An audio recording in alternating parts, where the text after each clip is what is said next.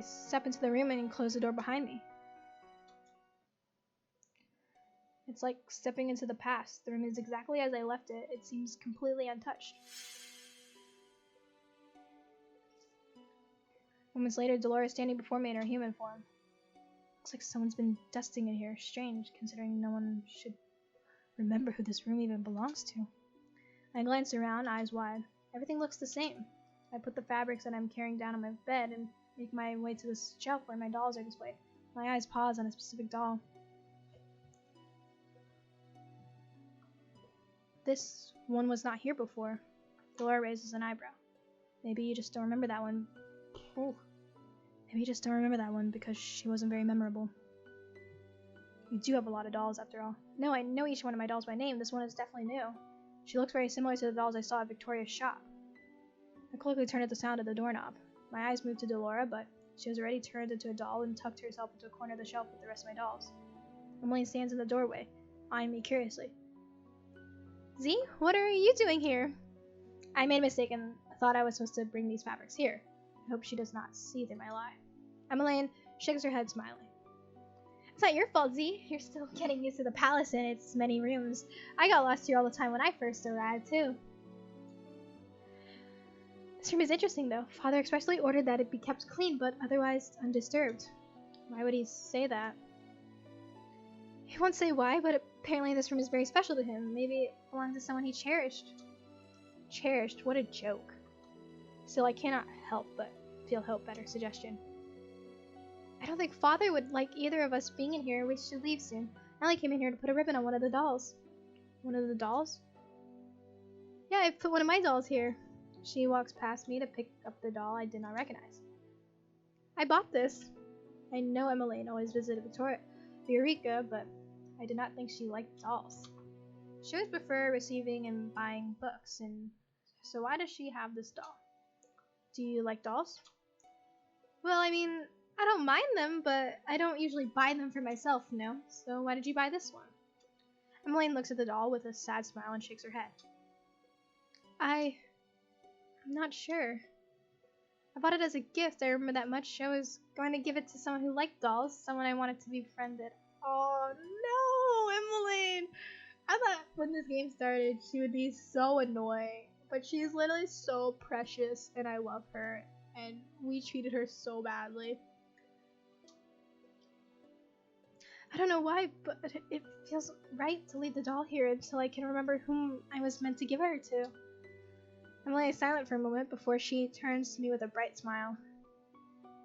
I know you have a delivery to make, but would you come with me to the palace entrance first? Mother is still busy with the cooks, so the fabrics can wait.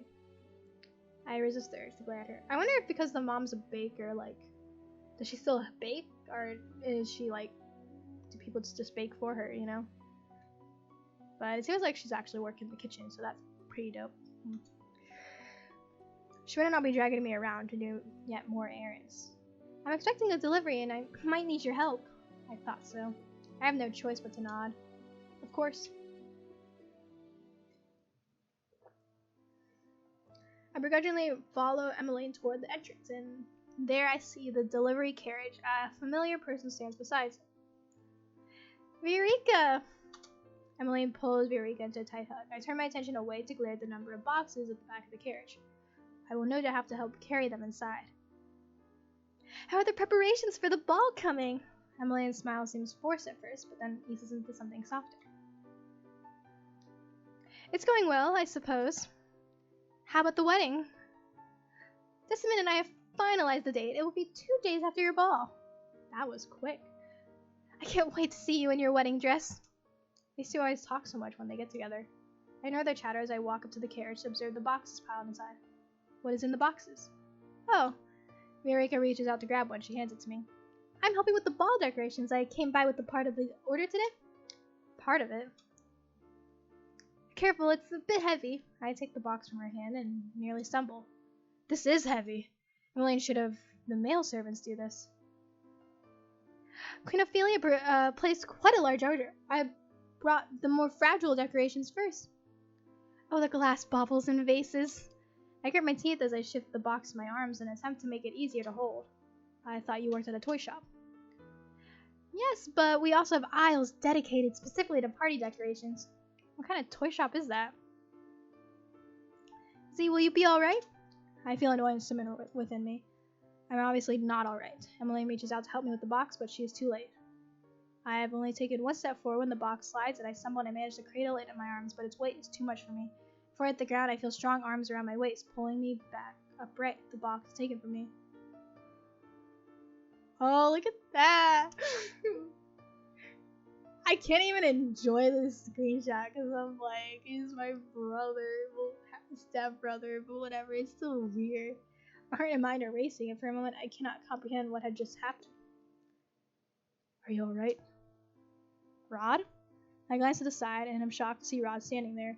The expression on his face gives nothing away, but with our close distance, I can see some flicker of emotion in his bright eyes. Concern? See, I'm so sorry. Are you okay? Rod pushes me, and I stumble forward, almost tripping on the ground. He raises an eyebrow at me. Know your limits, Z. I glare at him as anger begins to bubble in my chest. I'm not gonna tell him off. He helped me. He didn't have to push me, but I'll just stay silent. I clench my fist and take a deep breath to try and calm myself. I will not stoop to his level. He is the one being cruel here, not me. You shouldn't have stubbornly tried to carry something that was too heavy for you. I will not take responsibility if you get hurt. Rod, you shouldn't be angry with her for trying to help me. It wasn't my fault for giving her something so heavy. Eureka, what are you doing here? Rod's voice is still cold. Eureka looks startled by his tone. I only came to deliver some of the decorations for the ball. And you thought Emmeline and her maid could carry these things on their own? Rod, this is not her fault. I'm the one who chose to bring Z with me. I understand space at the size of the delivery. Eureka was just delivering the supplies. At least she admits her mistake. I never thought Rod would be so stubborn.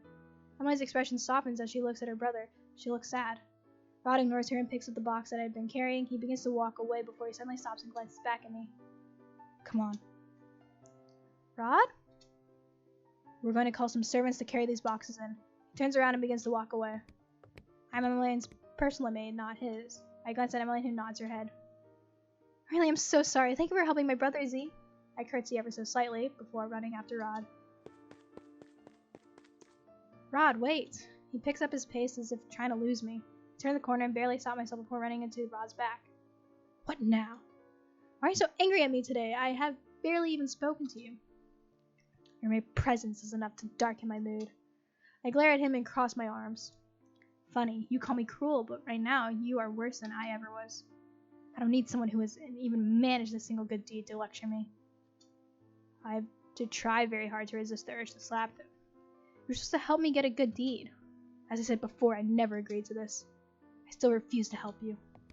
Rod starts walking again, and I hurry after him. I cannot help but recall how cold he was with Eureka earlier.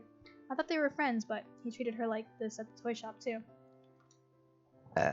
Why were you so angry with Eureka earlier? No reason. I raise an eyebrow when Rod quickly answers the question. Then you were cold for no reason. You have such a princely disposition. Rod frowns, but has no rebuttal for my words. You must be generally cold and unfriendly. Excuse me? That would explain why you treated Eureka as you did.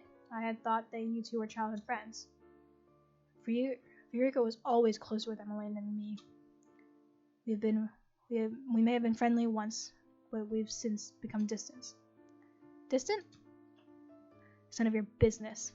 I paused as we passed by my door, remembering that I left both the fabrics and Deloria inside. I make my way toward the door and open it. What are you doing? None of your business. Enjoyed your field trip? I frown when I see her sitting on my bed in human form. What would you have done if it wasn't me? I switches have a sense for these things. Delora. Rod slowly enters the room. It's nice to see you here, Lady Delora. Nice to see you too, little Sebby. Why are you here? Delora shrugs as she inspects her nails. I thought I would help the princess, since someone doesn't seem very willing. Rod furrows his eyebrows at her. I didn't. Yes, I know. You didn't sign up for this. But do you really think you have a choice, Rod? Dora looks at Rod pointedly. You know the consequences if this fails. Rod looks away, expression conflicted. Consequences? What are you talking about? Consequences for not helping me with my curse. Rod sighs heavily before turning back to Delora. He does not pay attention to me. I'm not the right person for this. Doesn't matter what you think. The princess thought you were, so suck it up and do your job. Rod is silent for a few moments before he finally faces me looking resigned.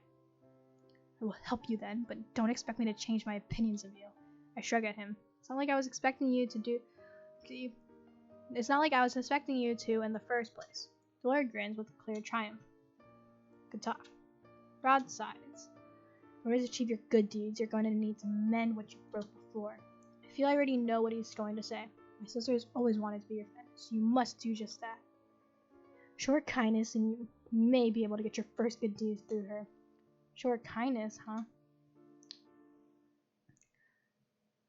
Delora decides to stay in my room for the time being, saying that she believes Rod will be able to help me for now. Later, I make my way to the dining room with the fabrics and see Emmeline and Ophelia inside. I see you have the fabric. Thank you.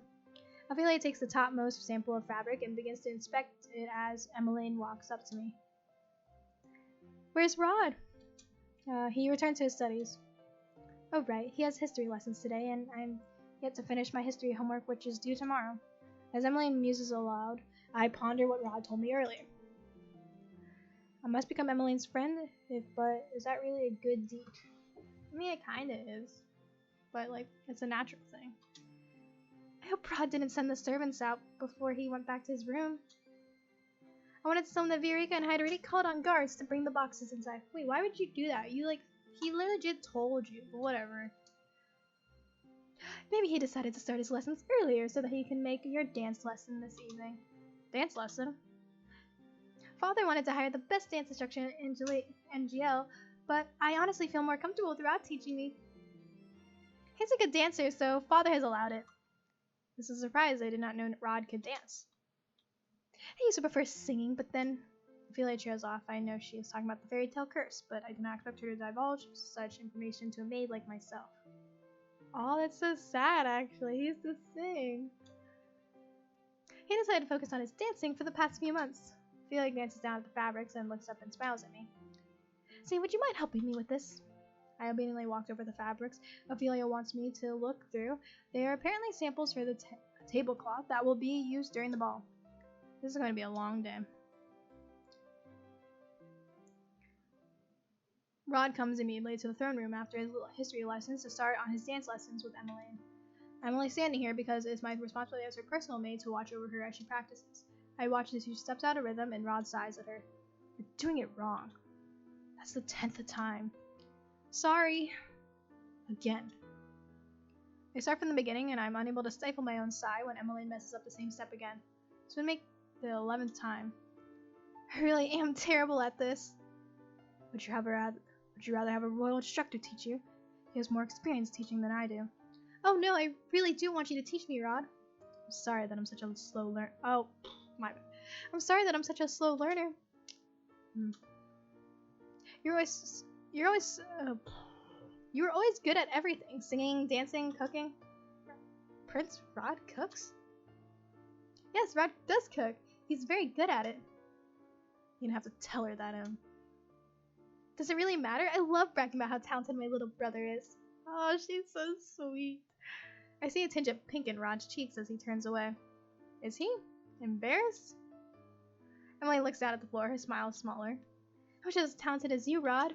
I always thought Emmeline was overly optimistic. She always seemed to bounce back with a smile no matter how many times I pushed her away. Now I cannot help but reconsider that thought. Still, seeing her like this only irritates me. Pitying yourself will get you nowhere. Not everyone can be perfect at everything when they first start out. I remember when Mother gave me a similar lesson. She was always such a harsh teacher, and she hated when I showed weakness in front of her.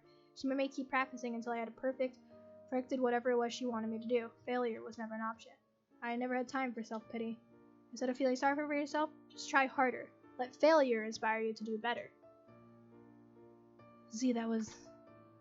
She's right, Rod. Instead of complaining, I should be working harder. I let out an exasperated sigh and crossed my arms. You always look at your feet whenever you reach the underarm turn. Instead of focusing on counting your steps and let Prince Rod lead you, worrying too much on your next step is what puts you off rhythm. Emily stares at me. Can you dance, see? I can. Why? Wow, that's amazing! There is nothing amazing about being able to dance. Her praise makes me embarrassed regardless. Maybe I could learn faster seeing someone else do the dance first. I knew it! I knew this was gonna happen. What are you talking about? It might be easier to copy the steps if I can have someone perform them first. She turns to me suddenly, eyes bright. Would you help me? I am meant to assist Emmeline in any way that I can, but dancing with her brother. Surely a lowly maid should not be doing this. 1 a.m., eyes closed, I'm slowly falling to the music and the atmosphere. Now I